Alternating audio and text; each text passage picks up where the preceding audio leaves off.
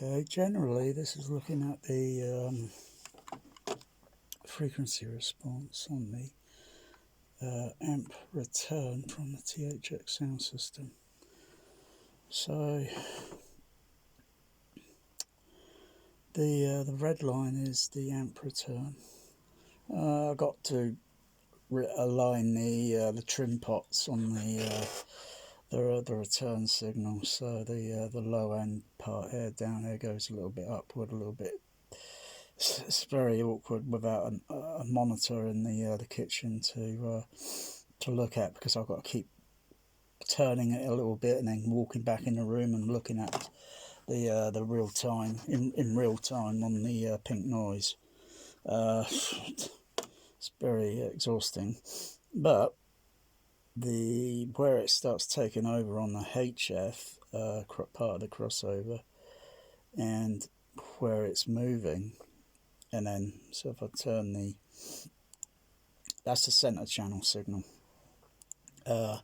Both responses on the amp return should have the same curve, the same curvature.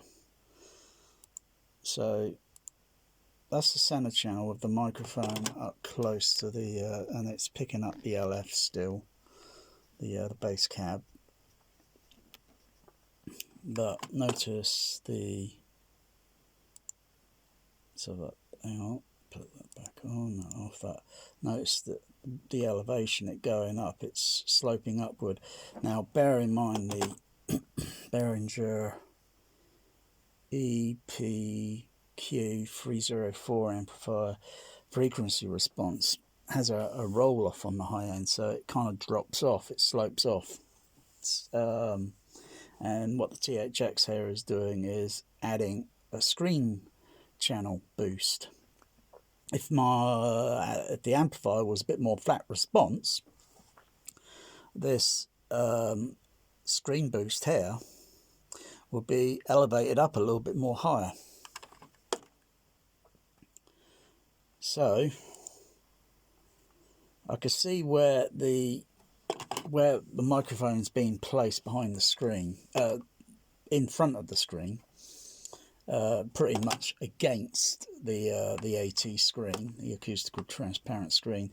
I can see where I got dips and peaks in the frequency response, and that's just typical of a speaker, you know.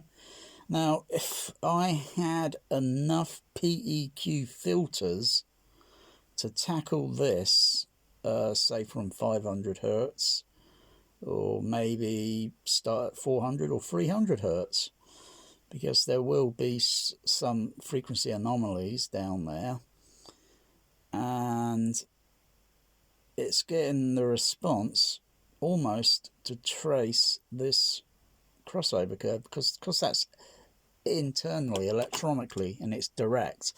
It's not affected by airborne.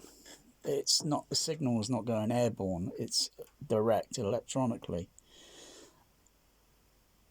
That is the frequency curve I should be following. Not like, say, a room house curve or whatever. I should follow that curvature up close, and then doing the rest of it with a microphone a little bit further back in the room.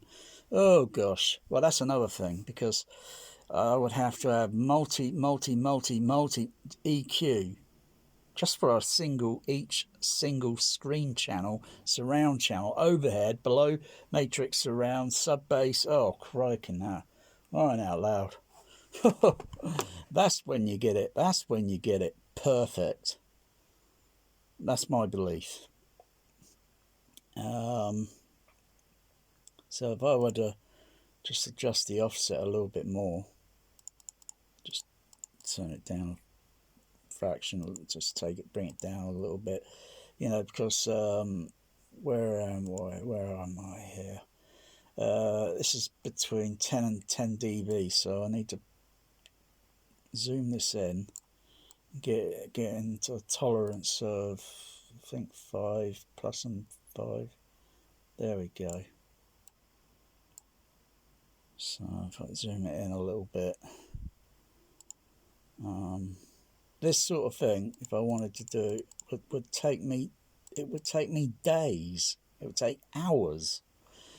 I was thinking of doing a thing with the Onkyo AVRs I got, because I've got enough Onkyo of the same model and another model that's a little bit different, but still was at time THX, all those ones, blah blah, top of the line, whatever.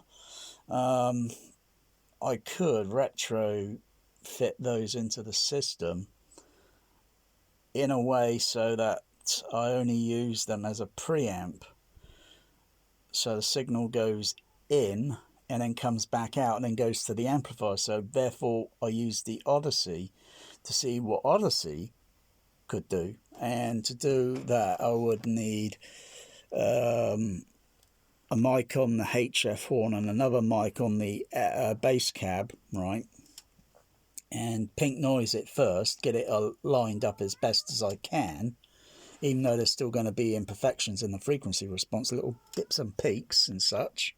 So if I had several Onkyos linked up, I mean, just one single Onkyo is 8 channel in full range channels, 8 full range channels, 7 full range channels.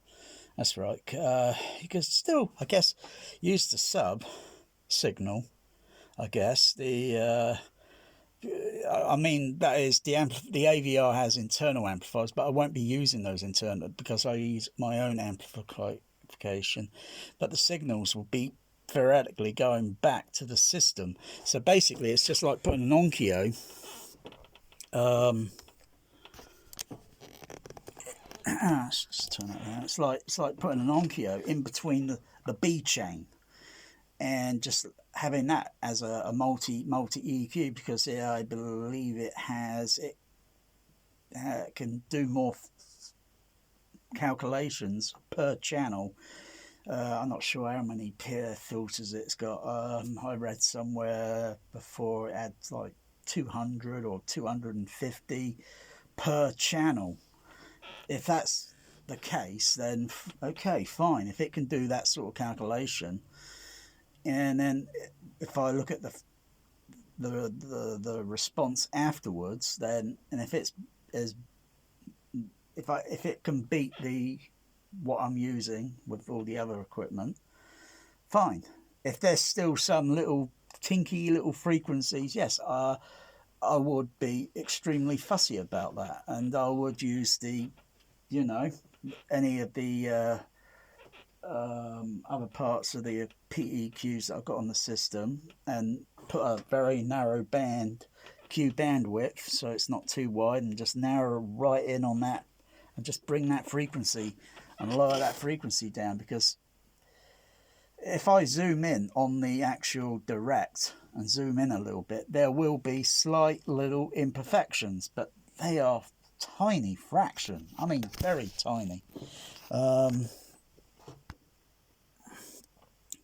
But that's my mission, which is not too hard.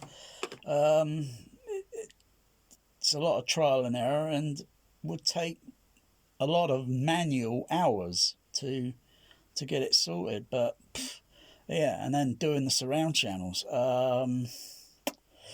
Well, don't think I've got enough PEQ to do. You know, whether you know the Onkyo would do it, because I would have a second Onkyo that I could connect onto the side surround.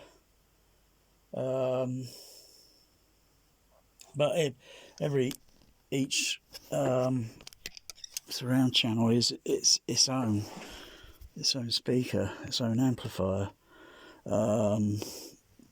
That is a very complicated sort of thing to do. I mean, do I do the have the microphones all set up on the JBL as I would need, oh gosh, a lot of microphones. So I've got one microphone aiming right on the tweeter, one on the mid range and one on the bass range. plus a fourth microphone for the bass port, for the port. Yeah, so I'd need 8, 9, 10, 11. I would need about 12 microphones, theoretically, going across. So they just pick up the frequency response simultaneously, even though each one's going to be slightly different. And then with that connected into an audio mixer and then connected into, say, the Onkyo, you know, by the microphone thing input, and then run the sweep. Theoretically, it should, because you can trick the Odyssey. You can trick it. It's there. I know they do outboard equipment that you can patch in between the B chain, but it's a little bit pricey. And since the Onkyo AVRs, if they can handle that 200 or whatever, 250 bands or whatever, they're often very cheap. But the thing is, I'm not all sure if using the Onkyo as, what mode would it be? Auxiliary. So you got the inputs, you got the internal inputs connected in, and then you have the amplifier, and then you have the pre-outputs connecting back into the system. But otherwise, I could still beat this by using, if I could connect the Behringer FBQs in the system without generating too much signal to noise ratio hiss sound. An FBQ could still beat that. It could still get that ironed out. If I were to connect channel A into channel B, then I have at least 40 PEQ filters to adjust. That might tackle that. Maybe.